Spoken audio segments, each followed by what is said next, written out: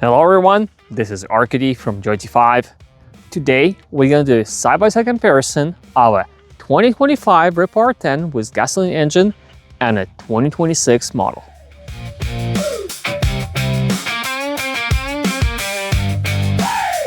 We will pay attention to some of the differences and upgrades that 2026 model has. If by any chance you own a 2025 model and you want to upgrade your machine to 2026 level, let us know, as we're an official Rippa dealer and Joy5 can get you all the parts to make your 2025 look like a 2026. As usual, during our videos, we'll start by conducting an exterior walk around. After that, we'll take a peek inside the engine compartments and finish up with the operator space on the interior of the machine. During the video, I'll make some comments in regards to what I think would be an easy replacement of the parts and what can be more challenging, so stay tuned and enjoy. First, we'll start by comparing the boom and arm assemblies. Here's a close-up of the 2026 model. So we have a hook on the mechanical quick hitch.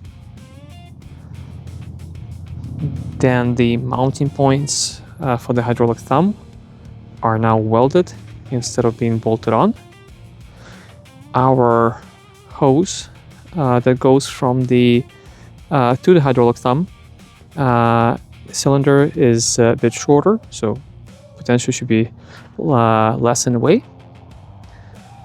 And then we have these protectors for the grease nipples.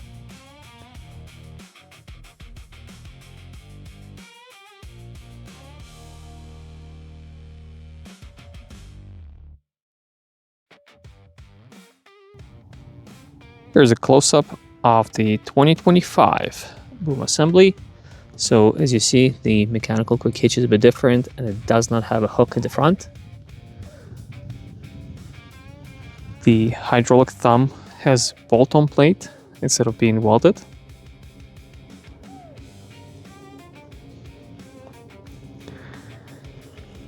The hose that goes to the hydraulic thumb cylinder is longer.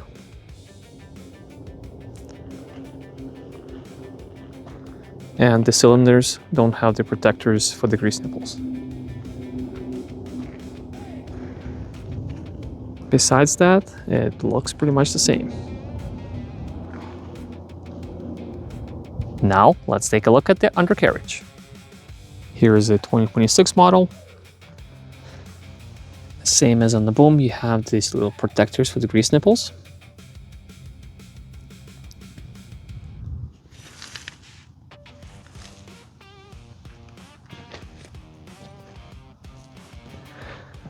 On the side, it looks identical with the addition of this anchor point.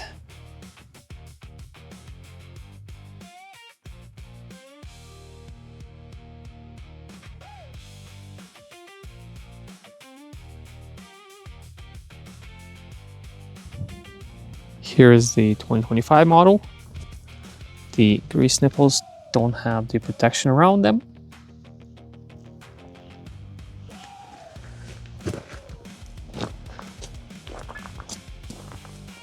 And there is no anchor point on the side of the machine.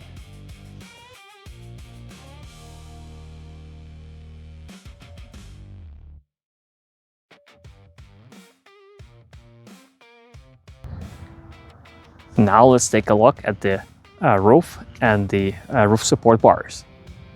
On the 2025 model, you don't have a handlebar over here, you don't have the screen, and you don't have the lights.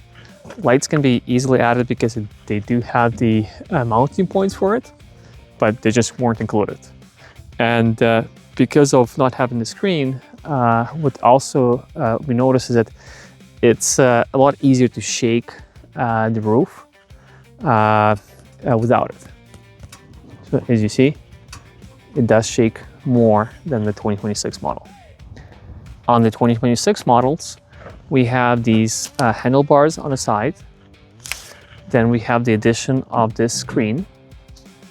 There you can also see two additional lights, plus we have the plastic roof instead of a metal one. What is the combination of the screen? It feels like it's probably holding the bars together more rigidly, as when I try to shake it, it doesn't shake as much as on the 2025 model. Now let's take a look at the engine compartment. Before we open the door, pay attention to this exhaust pipe. It's pretty much on a level with the door. It will be different in the 2025 model. One of the improvements of the 2026 is the cast counterweight. So I don't know if we can take a look from the side. As you see, it's fairly thick. Here's your threads for the eye hooks if you need to lift it. Our hydraulic overflow bottle was repositioned to the back there. This machine has external fuel tank for filling, which is a bit more convenient. The battery switch is different. It's a bigger switch and easier to take out. And then because of the counterweight, the bottom part of the machine, it does look a bit different than on the 2025 model.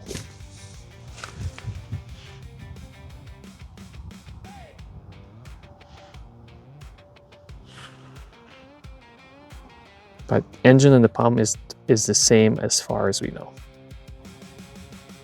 Here's a close-up of the 2025 engine compartment. So as mentioned before, as you see, the exhaust pipe doesn't stick out beyond the door. The hydraulic oil overflow is up front. Your battery disconnect switch is over here, and it's a bit smaller, but I guess still does the work. Your fuel tank is different. It's the standard Briggs & Stratton thing that needs to be filled from the top, and you would just flip up the seat to do it.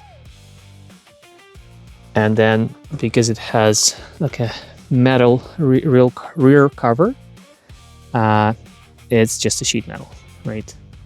So the mounting bolts for it are smaller over there, and the bottom plate is a bit different as well.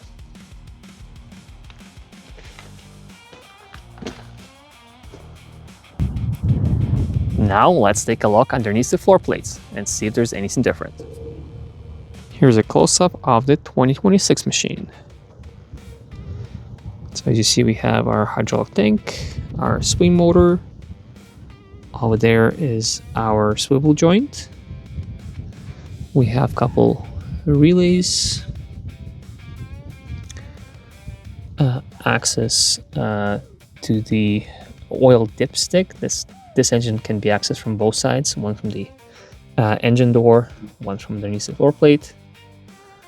And then over here, we have a couple solenoids. One of them controls your extendable tracks. As far as we can tell, it's pretty much identical to the 2025 model. Here's a close-up of a 2025 model. So you see, same thing. Your hydraulic oil tank, swing motor, swivel joint, and the two solenoids over there.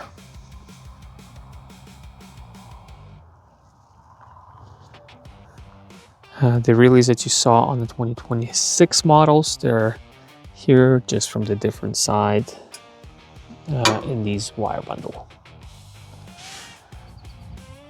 Now let's take a look on the interior of the machines and let's see if there's any differences. There's a close-up of 2026 interior.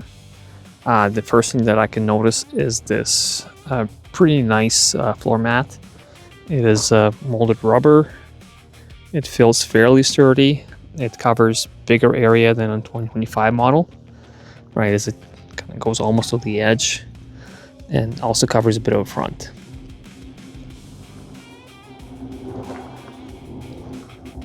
Then Over here we have our switches, so our lights, a hydraulic lock, the extendable tracks for the dozer, your battery meter, and your hour meter.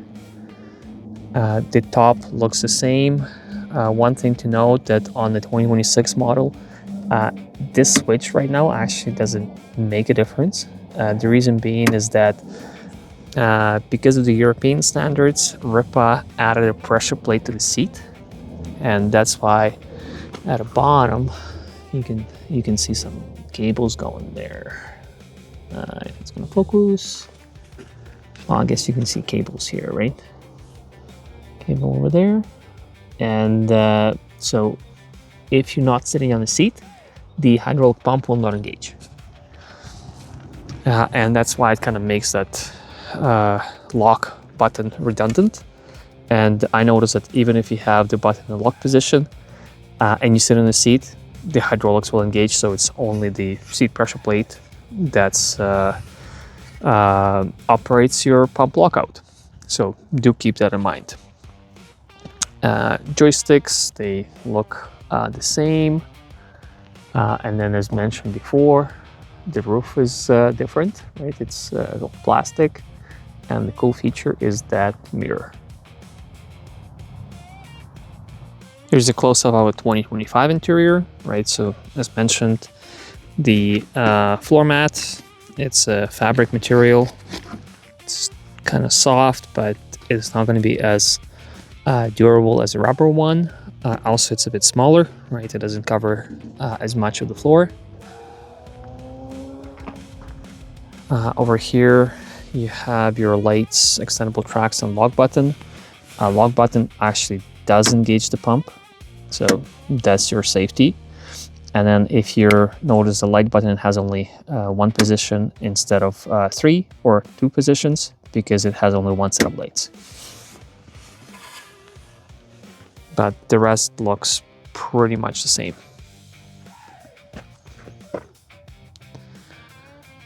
Seat is the same, and then the roof is metal, right? So it looks different, and it does not have the mirror over there.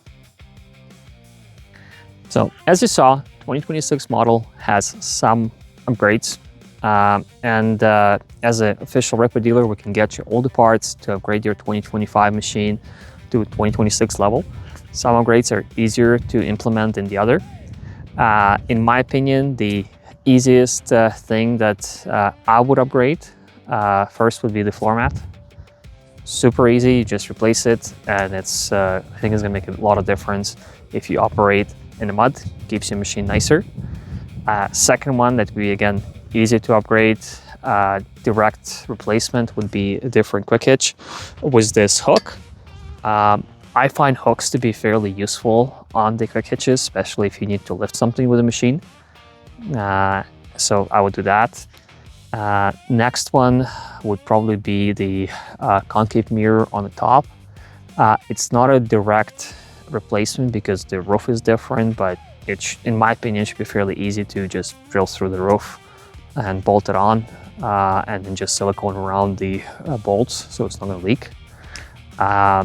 What's going to be a little bit more challenging to upgrade would be the cage, if you want to add it up front, because they actually bolt on or welded on the I guess it's kind of like a threaded pieces that you bolt on the cage to. So if you know how to weld, you can bolt on a nut, and that would be your mounting point. That can be done.